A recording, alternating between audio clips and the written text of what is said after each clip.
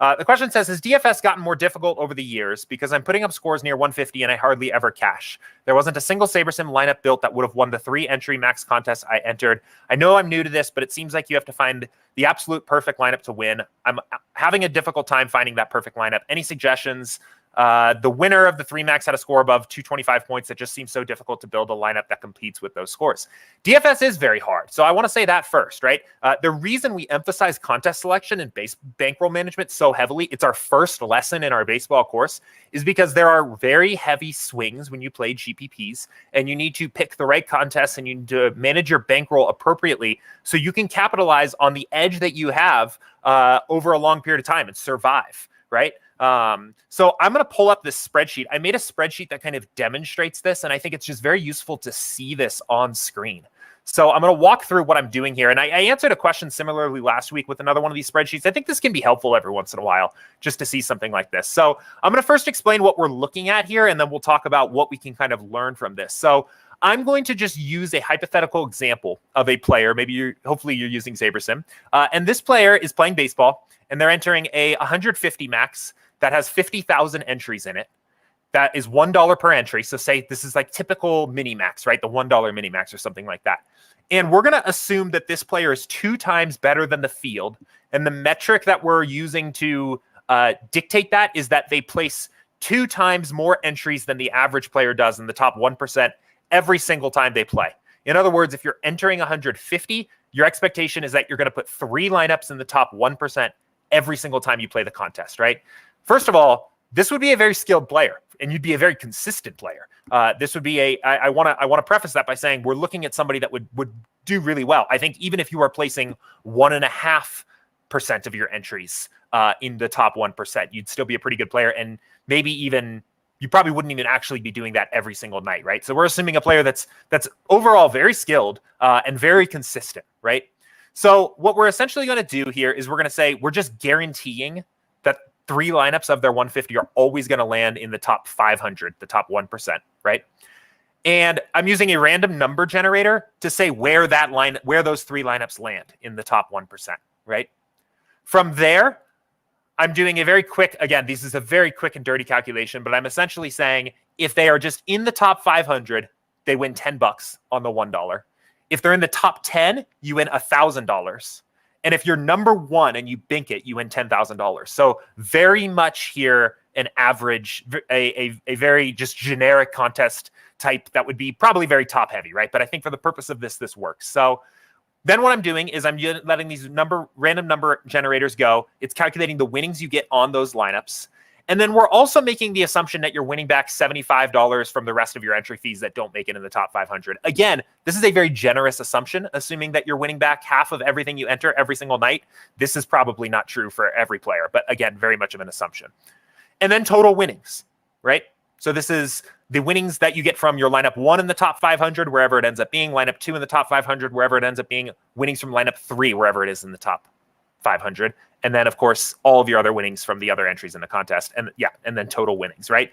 So then we can look at our net performance on each slate. And on your average contest, even placing this highly, right? 3 lineups, 3% of your lineups are in the top 1%. Your average, your most common outcome is actually going to be losing money. You're going to lose about $45, right?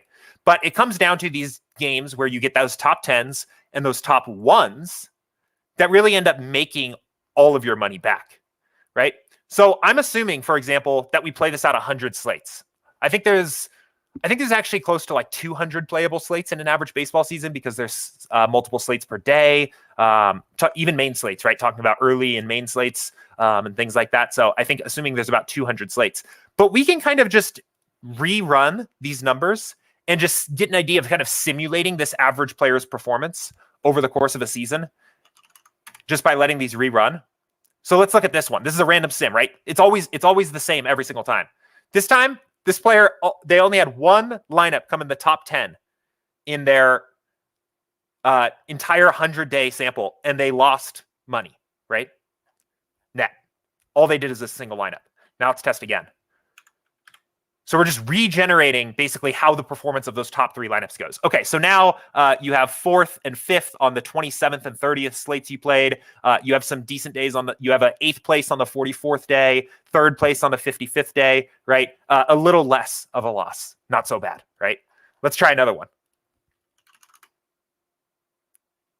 Okay, so a few top 10 finishes. Okay, boom. A 1st place on your 49th slate, your 3rd lineup that placed in the top 500, binked the contest. You won $10,000 and you are up almost $11,000 on the season or on these 100 slates, right? But you can see the exact same player, still a very skilled player with the assumptions we're taking in this. In the last 2 sims, we just did sims. I'm calling it a sim, but really what we're doing is just randomizing numbers. They lost money, right? On the first one, they lost a lot of money. Let's do it again.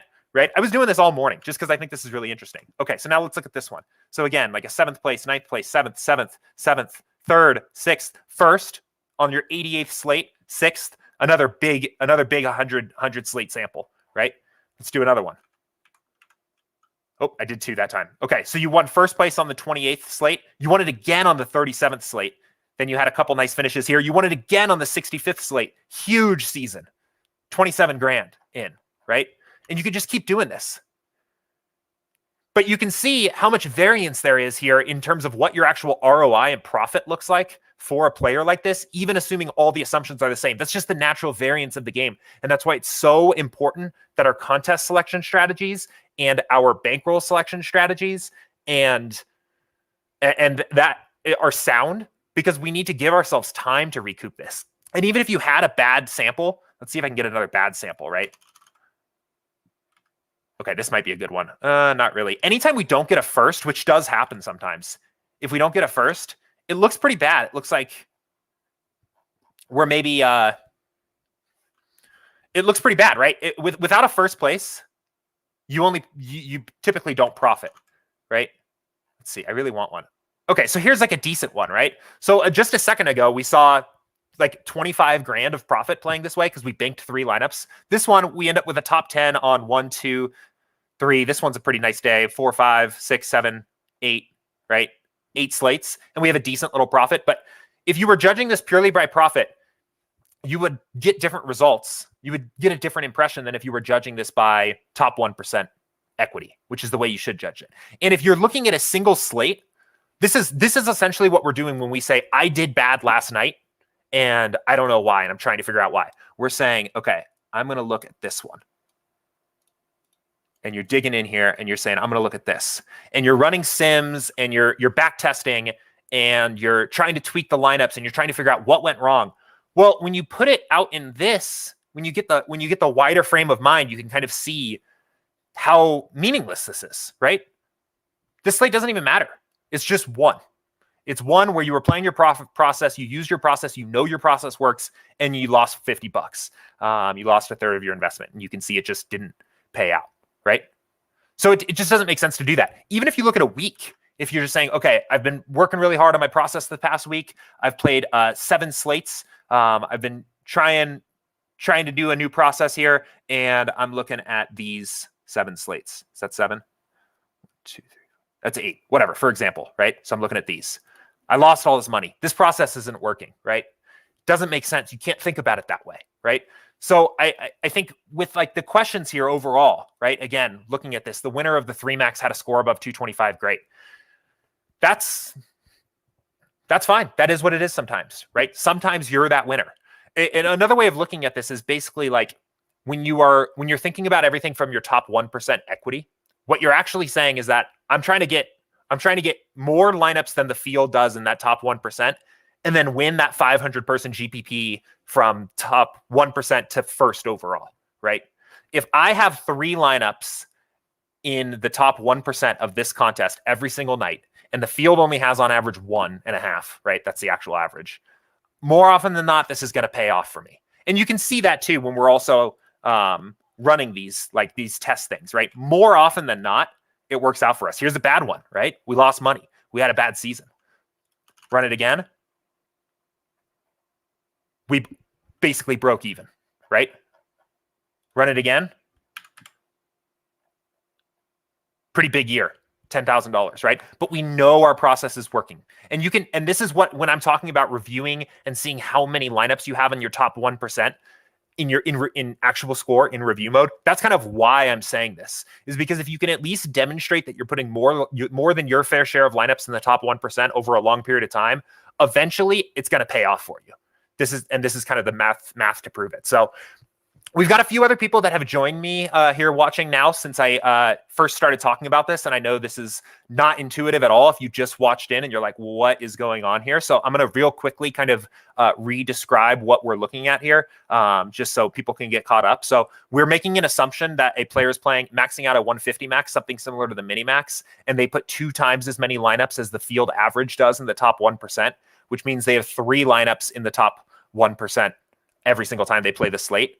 I'm using a random number generator between 1 and 500 from there to determine where those lineups actually place. And then just using dummy values of $10,000, $1,000, and $10 to determine how much you win.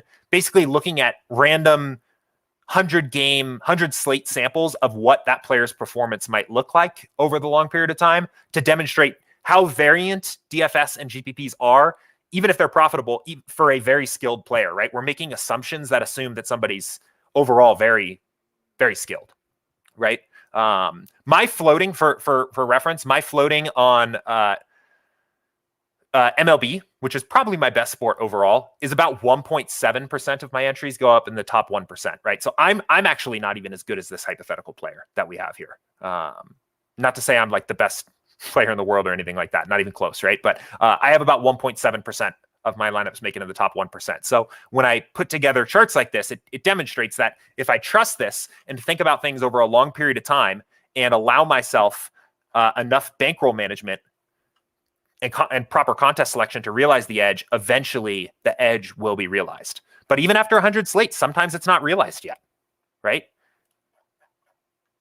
We could do this for the longer your sample is, the easier it is going to be to realize your edge, right? Let's run another one. Right? And it really comes down to these big ones, right? When there's a 1 there, you just have a huge year. So, James, I don't know if you're tuning in here today. Let me know if that was kind of helpful to you. But I just want to emphasize for everyone watching here, right, that it comes down to bankroll management and contest selection, and knowing, and first of all, giving yourself a big enough sample to know that you resemble this player. And that's really like how you realize this edge, right? That's how it all comes together. So, but you see, I mean, look at this. What is that? 26 straight slates of losing. That kind of stuff can happen, and that's not even as bad as it can get. You could probably get a lot worse than that. Look at this one. Holy smokes! Look, right? 73 straight slates of losing. 2 lineups over the whole season that made it in the top 10. You lose $2,400. But again, general assumptions here powering this are that this player's skilled, and most of the time they're going to profit. But you really gotta be patient with this stuff. So don't want to beat a dead horse here. I have a tendency, once I get kind of excited talking about this topic, to just start going in circles. But I love this kind of stuff. I feel like it's so important, and it's not really talked about often enough. So I wanted to spend some time on it because there's been some questions here this week about reviewing your results and win expectations and what is a realistic return. And I guess the last point I'll make on this while I'm talking about it, this is also why even ROI and profit as a means of determining how skilled you are as a player can be very, very dangerous. And it's why it's better to look at things from your top 1% equity, your finish position equity, than ROI. Because if you played exactly like this player and had this season, you might assume that you're a bad player and your process isn't working. And vice versa. I mean, we could make a chart that was a perfectly average player, right? We could change this to be a perfectly average player, and they're still eventually going to have these just huge seasons because there's that natural variance here, right? But so let me know. I got a few more people watching here now. If that was helpful to anyone, but especially James, who asked the question. And if anybody is looking at this and is like, what is this guy talking about? Where's SaberSim? Like, what's happening here? Let me know that too, because I'm happy to answer some questions, but I feel like this is huge. This is like paramount. This is a very important concept for people to understand and internalize in your process.